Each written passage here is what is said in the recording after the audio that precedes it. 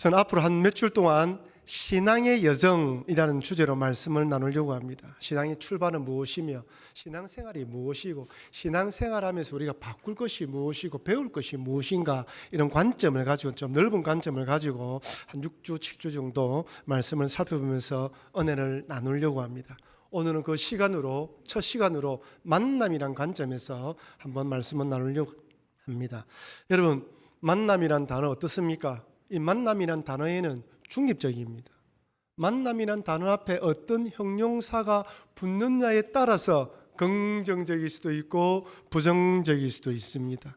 좋은 만남, 소중한 만남, 힘이 되는 만남, 위로가 되는 만남, 벌써 말을 들어도 힘이 나지요.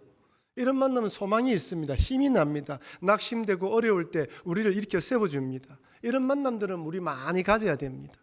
반면에 불편한 만남, 괴로운 만남, 어긋난 만남, 어색한 만남, 잘못된 만남, 이런 만남은 그 한 번의 만남이 우리의 발목을 잡아서 일으켜 일어서려고 할 때마다 우리 발목을 잡아 당길 수가 있습니다.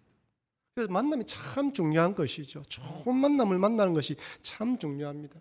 저는 이른비 특별 새벽 기도회 동안 금요일이 되면 우리 자녀들을 위해서 기도합니다.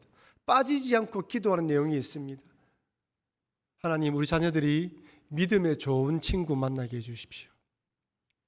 믿음의 좋은 스승을 만나게 해주시옵소서.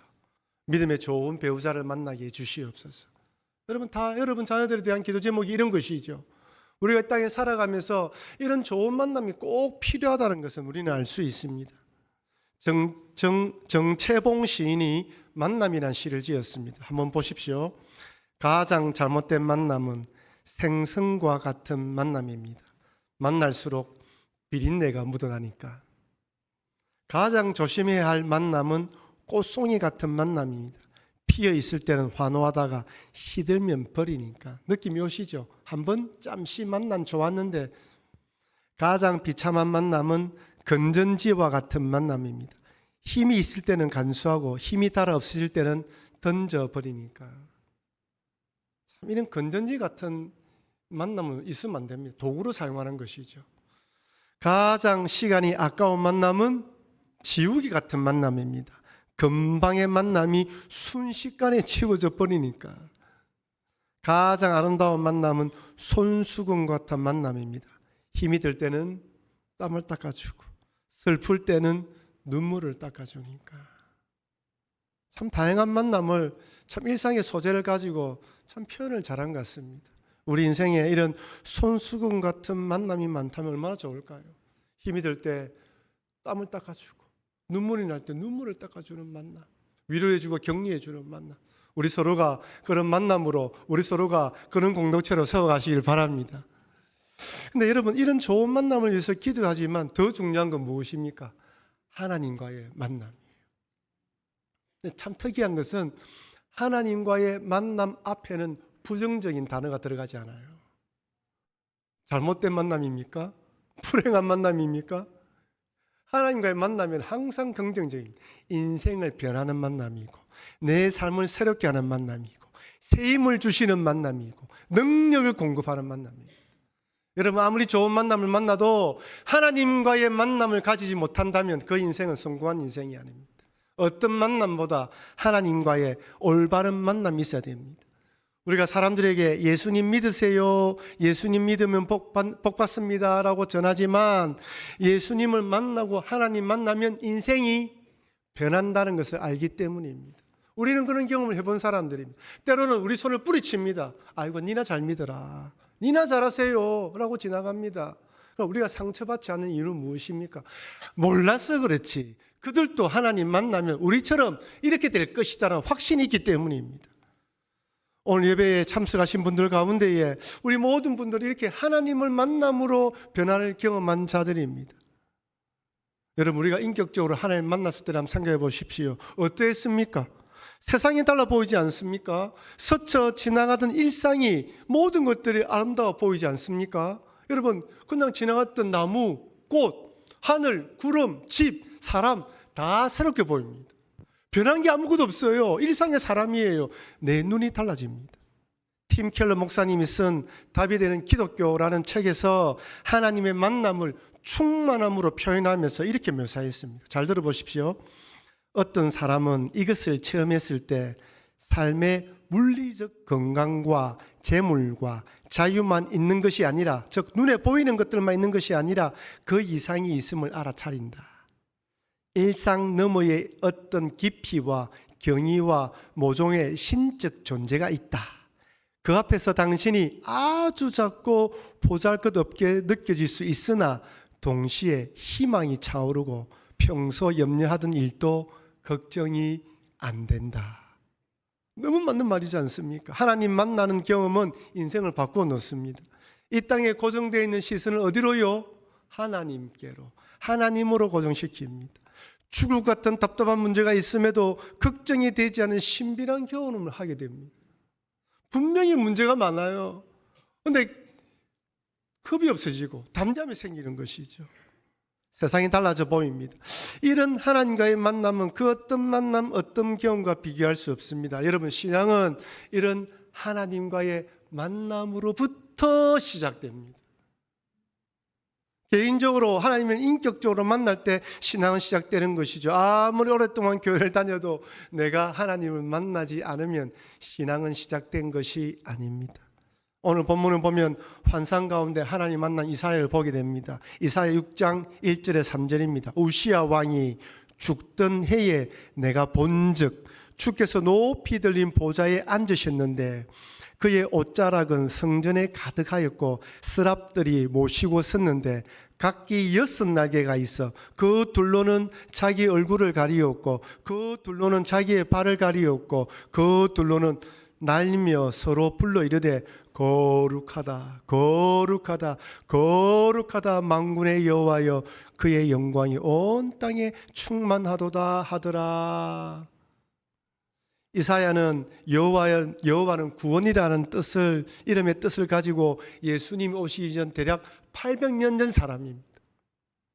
남유다의 우시야, 요담, 아하스, 히스기야 왕에 걸쳐서 대략 50년 동안 활동했던 선지자로서 20세의 선지자로 부름을 받은 것으로 추정합니다. 여러분, 그렇다면 그가 하나님을 어릴 때부터 알았을까요? 몰랐을까요? 어릴 때부터 하나님 알았겠지요. 유대인이니까요. 하나님 섬겼을 것입니다. 그런데 오늘 본문처럼 이렇게 강력하게 하나님의 임재를 경험한 것은 처음일 것입니다. 거룩하신 하나님 보좌, 날아다니는 스랍, 천사들, 머리로 생각했던 하나님 보좌, 상상만 했던 하나님의 영광을 환상 가운데 보았던 것이죠. 얼마나 놀라운 영적 경험입니까? 그렇다고 제가 여러분들에게 우리 모두 다 이런 하나님을 만나야 됩니다라고 이야기하는 것이 아닙니다. 하나님 만나는 방법은 다 달라요. 사도 바울처럼 극적으로 드라마틱하게 만날 수 있지만 그냥 평범하게 디모데처럼 부모님의 신앙을 물려받아서 하나님 만날 수가 있습니다. 만나는 경험이 중요한 것이 아니라 내가 인격적으로 하나님을 만났냐 만나지 않았냐가 중요하다는 것이죠. 그런데 하나님 만난 사람들의 공통적인 고백이 하나가 있습니다. 그것이 무엇이냐? 이사야 6장 5절입니다. 우리 같이 읽겠습니다. 그때 내가 말하되 하루다 나의 망하게 되었도다. 나는 입술이 부족한 사람이요 나는 입술이 부정한 백성 중에 거주하면서 만군의 여호와이신 왕을 배웠음이로다 하였더라. 화로다 나여 망하게 되었도다. 이것이 바로 하나님을 만난 사람들의 공통적인 고백입니다. 저는 여러분들이 언제 어디서 어떤 방법으로 하나님 만난지 모릅니다. 여러분이 만약 하나님 만났다고 고백하시면서 내가 하나님 앞에서 죄인입니다, 나는 망하게 되었습니다라는 고백이 없다면 여러분 하나님 만난 것이 아닙니다. 하나님 만난 사람은 하나님 앞에서 나의 죄인됨을 깨닫고 엎드려 회개합니다. 내가 망하게 되었습니다, 주님 어찌 하면 좋겠습니까? 꼬꾸라집니다. 여러분, 우리가 생각하기에 저 사람은 참으로 선하다, 착하다, 저 사람은 법 없어 살만하다, 죽으면 천국 갈 거다 하는 사람도 하나님 앞에 서면 자기의 죄가 드러나서 머리를 쪼아리게 됩니다. 이 땅에 피조물로 태어난 인간이 어디 거룩하신 하나님 앞에 섰을 때 내가 올바르다, 완전하다 말할 사람이 있겠습니까? 그래서 하나님 만났다라고 경험하는 사람이라면 물어봐야 됩니다. 네가 정말 죄인이라고 고백했냐? 여러분, 이런 죄인됨의 고백이 없다면 하나님 만난 것이 아니라는 것이죠. 내가 어찌할꼬 어떻게 구원받을 수 있을까라는 절망의 탄식을 뱉어야 되고, 그리고 난 뒤에 하나님으로부터 네 죄가 용서받았다라는 죄 용서함의 사죄함을 얻어야 됩니다. 그럼 이사야가 이렇게 고백하자 하나님께 어떻게 하십니까? 천사를 보내어서 제단에 있던 숯불을 가지고 입술을 데워줍니다. 왜 제단에 있는 숯불입니까? 여러분, 제단의 숯불은 뭐라는 것입니까? 제물을 태워서 하나님께 죄를 사하도록 제사드리는 것입니다. 그러니까 의미가 있는 것이죠. 그 제사드렸던 숯불을 통하여 죄를 사해 준다는 것입니다. 여러분, 우리가 이 생각이 하나님은 우리의 죄를 사하는 것이 하나님에는 별로 어렵지 않은갑다 생각하지만 그렇지 않습니다. 하나님이라도 죄를 함부로 사할 수가 없습니다. 하나님이라도 그 죄의 대가를 치료해야 됩니다. 우리는 생각에 하나님이니까 용서해 주시면 되지라고 생각하지만 절대로 그렇지 않습니다. 하나님도 우리 인간들의 죄를 사하기 위해서 대가를 치루었습니다. 무엇입니까? 독생자 예수 그리스도를 이 땅에 보내주시고, 그 독생자가 고통의 십자가에 달려 돌아가시면서 우리의 죄를 대신하셨습니다. 그래서 우리는 화로다 망하게 되었도다라는 고백 가운데에 이사야가 천사를 통하여 입에 제물을, 이 제단에 있던 핀숯으로 죄를 사함받은 것처럼 나는 화로다 망하게 되었다라는 고백 가운데에 예수 그리스도를 통하여 내 죄가 구원받았구나, 이런 고백까지 연결되어야 되는 것입니다. 이사야는 이 경험을 통하여 하나님 앞에서 자기가 얼마나 죄인인지 깨닫고 다시 한 번 더 하나님 안에서 거듭나는 경험을 하게 되었습니다. 그럼 여러분, 오늘도 우리가 살아가면서 교회를 다니고 있는데 교회를 다니는 것이 중요한 건 절대 아닙니다. 내가 하나님 앞에서 죄인임을 깨닫고 예수 그리스도로 구원받았는지 다시 확인하면서, 혹시 그러지 않았다면 주님 예수 그리스도로 나의 죄를 속하여 주시옵소서, 이렇게 말씀하시면서 나의 신앙을 돌아보시는 여러분과 제가 되길 주의 이름으로 축원합니다. 그렇다면 여러분, 왜 하나님은 이런 환상 가운데, 이렇게 보좌가의 환상 가운데 이사야에 나타나셨을까요? 이렇게 거룩한 모습으로. 여러분, 왜일까요? 만약에 하나님이 여러분에게 이렇게 나타났다면 여러분에게 왜 이렇게 나타나셨을까요? 따라합시다. 새 힘을 주시기 위해서입니다. 새 힘을 주시기 위해서죠. 오늘 본문에 보면 이사야가 하나님을 만났을 때 언제였다고요? 우시야 왕이 죽던 해였습니다. 우시야 왕이 죽었다라는 이 말씀은 이사야가 기대했던 일이 끝났다라는 것입니다. 여러분, 우시야 왕은 유남유다의 10번째 왕으로서 52년간 통치했어요. 정치적, 군사, 외교적으로 탁월했습니다. 신앙적으로 여호와 보시기에 정직하게 행했다고 평가를 받아요. 하지만 나중에는 교만하여 제사장만이 할 수 있는 제사를 드리다가 나병에 걸립니다. 비록 그가 나병에 걸려서 죽었지만, 그러나 52년 통치를 바라볼 때 그는 선한 왕이었어요. 그러니까 이사야 마음속에 저 왕을 통하여서라면 큰 일이 일어나겠다, 우리 남유다에 큰 부흥이 일어나겠다, 이런 마음이 있었어요. 비록 이스라엘 백성들이 우상 숭배하고 재앙을 행한다 하더라도 저 왕이 있으니까 언젠가는 부흥이 일어나겠다라는 기대를 가지고 있었어요. 그런데 그가 소망했던 우시야 왕이 죽어버렸어요. 여러분 그럴 때가 있죠. 하나님, 요것만 해결되면 좋습니다. 요 일은 잘 되겠지, 저것은 괜찮겠지 딱 생각했는데 그 문제가 해결되지 않고 그 일에 어려움이 생길 때 우리 마음에 낙심이 딱 찾아옵니다. 지금 이사야는 딱 그런 세상이, 그런 심정이에요. 이제 포기하고 낙심하고 하나님 계실까? 아이고, 하나님 어떻게 하시겠노? 하나님이라고 이 문제를 해결하실까? 이런 마음이었어요. 여러분, 밤모섬에 유배되었던 사도 요한을 한번 보십시오. 로마의 기독교 박해 때 밤모섬에 유배되었습니다. 그는 주변을 둘러볼 때 하나님 믿는 성도들이 로마 군병에 잡혀가고 죽임을 당하고 로마 경기장에서 살해당하고 어려움을 겪고 감옥에 갇히는 걸 보았습니다. 그도 어려움에 처해 있는 거예요. 어떤 마음이 들까요? 하나님이 살아계시는가? 이렇게 고난당하는데 하나님 뭐하고 계시는가? 자기가 분명히 부활승천하신 주님을 바라보았는데 그 영광의 주님은 이렇게 우리 성도들이 고난당하는데 뭘 하실까? 이런 마음이지 않았겠습니까? 그때 환상 가운데 사도 요한이 예수님에 대해서 이렇게 봅니다.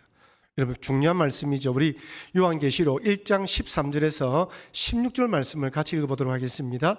촛대 사이에 인자 같은 이가 발에 끌리는 옷을 입고 가슴에 금띠를 띠고 그의 머리와 털의 흰기가 흰 양털 같고 눈 같으며 그의 눈은 불꽃 같고 그의 발은 풀무리 불 단련한 빛난 주석 같고 그의 음성은 맑은 그의 오른손에 7별이 있고 그 입에는 다윗의 날성검이 나오고 그의 얼굴은 해가 여러분 그림이 그려집니까? 이게 본문 읽으면 그림이 그려지지 않아요. 도대체 어떤 모습일까? 근데 한 가지 마음이 있죠. 와, 찬란한갑다. 엄청난갑다. 여러분 하나님의 보좌와 거룩하신 예수님의 보좌를 이 인간의 언어로 표현할 수 있겠습니까? 그냥 사도 요한은 자기가 할 수 있는 최고의 표현, 구약에 표현되어 있던 것들을 토대로 해가지고 이렇게 표현했던 것입니다. 근데 왜 이렇게 부활하신 예수님이 이렇게 영광스러운 모습 나타나신 것일까요? 왜 낙심하고 있는 이사야에게 그렇게 영광의 모습 나타나신 것일까요? 뭘 이야기합니까? 온 세상은 내가 여전히 다스리고 있다. 여러분 죄송하지만 여러분이 실망했다고 세상이 망하는 것은 아닙니다. 여러분이 낙심했다고 하나님이 낙심한 것은 아닙니다. 착각에 빠지면 안 됩니다. 그 일이 무너졌다고 하나님이 무너진 것은 아닙니다.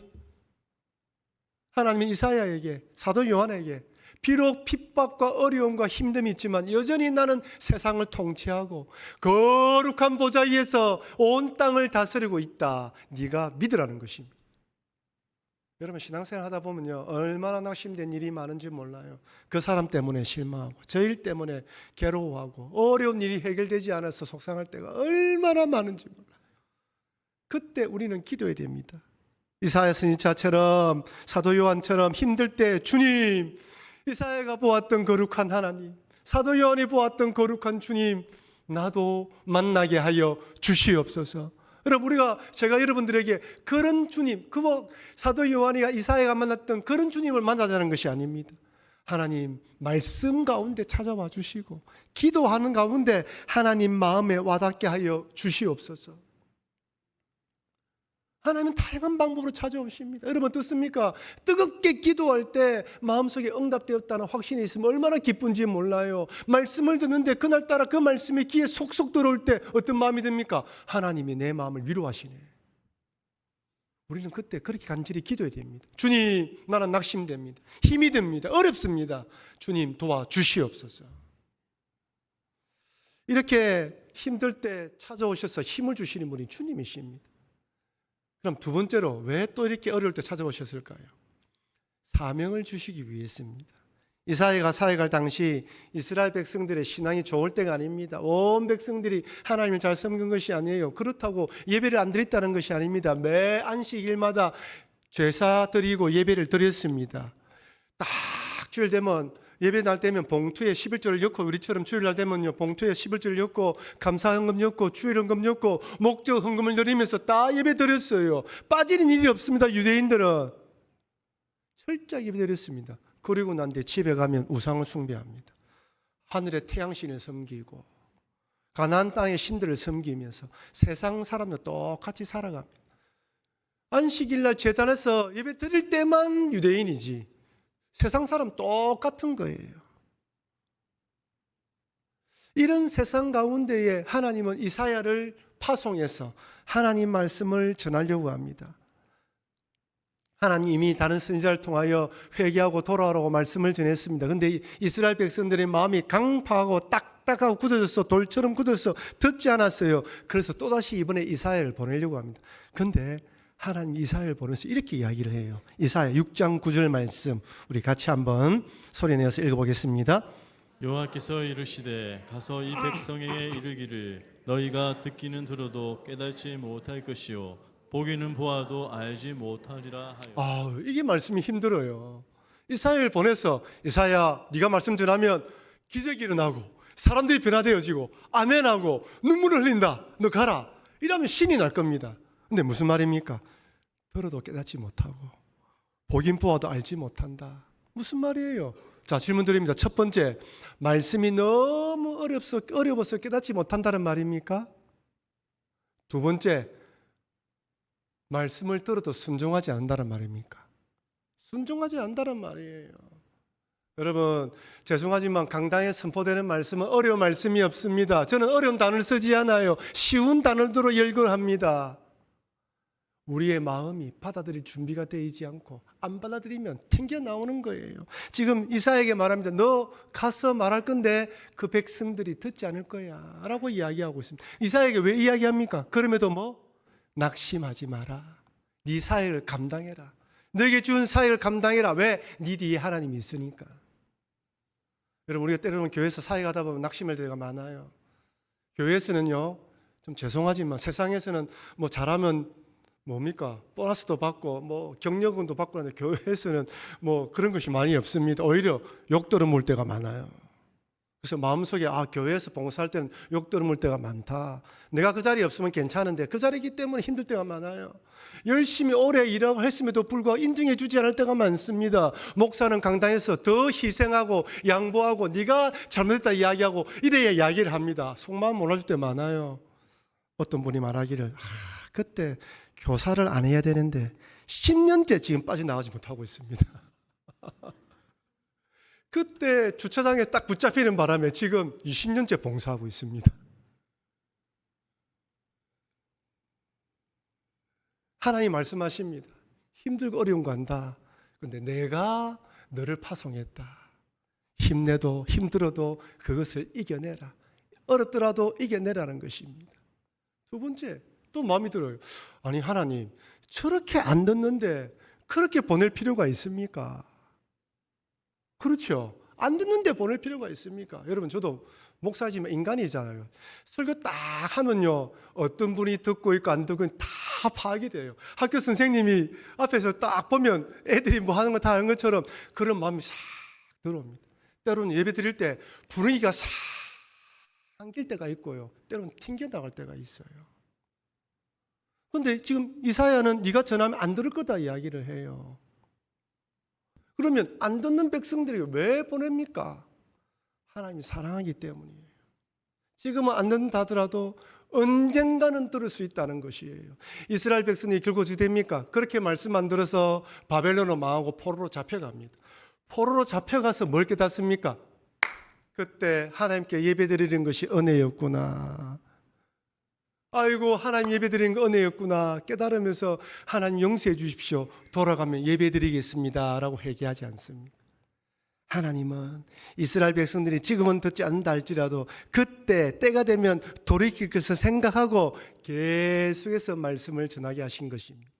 여러분, 죄송하지만 주님 오실 때까지 이 강단에 말씀을 전하는 자는 바뀔지라도 주님 오실 때까지 주의 메시지는, 그리고 주의 사자는 계속해서 여러분들에게 말씀을 전할 것입니다. 우리는 예수님의 십자가 보혈로 구원받은 하나님 백성이며 동시에 사명을 받은 사명자라는 것을 잊지 마십시오. 하나님, 힘들고 어려울 때 주여 힘듭니다, 다시 새 힘을 주시옵소서, 이겨낼 수 있는 힘을 주시옵소서라고 기도하시길 바랍니다. 사랑하는 성도 여러분, 우시야 왕이 죽으면서 낭만과 실망에 빠진 이사야에게 하나님 영광 가운데 찾아오셨습니다.